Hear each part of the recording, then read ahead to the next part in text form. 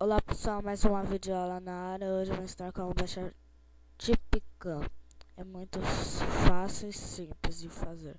Primeiro, abra seu navegador, digitem o site, vou deixar na descrição do vídeo.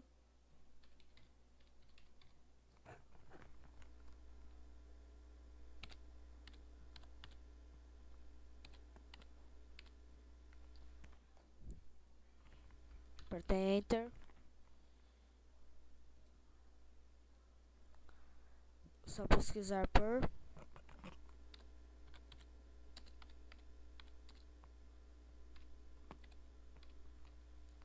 apertem Enter de novo.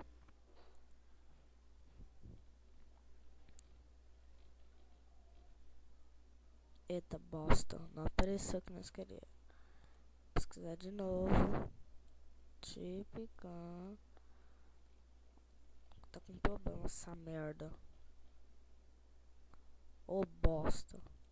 Vou pesquisar de novo.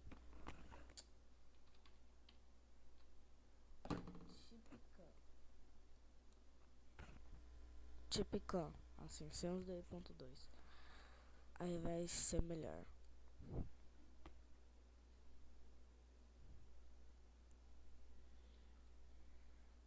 Entrando.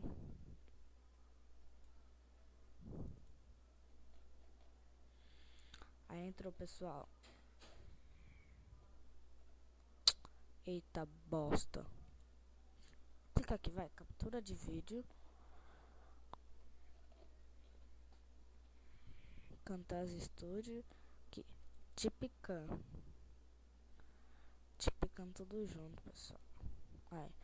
Aí entrado nisso, clica aqui. Clica aqui para baixar.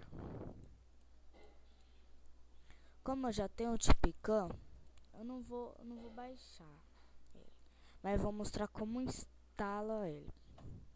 Opa. Ô bosta. Vou mostrar como instala ele. Abrir o site. Aí vocês clicam aqui, ó. Vai aparecer um negócio azulzinho. Aí vocês clicam aqui. Clica Start Download from Mediafire. Aí vocês clicando nisso daqui, vai baixar tudinho, pronto. Aí vai ter o instalador dele. Aqui, ó. Onde tem baixar aqui. Executar. Nest, ó. Inger, install, net. Eu não vou instalar porque eu já tenho. Cancelar. Anular, cancel. Porque eu já tenho ele já. Então eu não vou baixar. Pronto. Tá instalado o seu seu Tipicam. Até a próxima, pessoal. Fica na paz de Deus.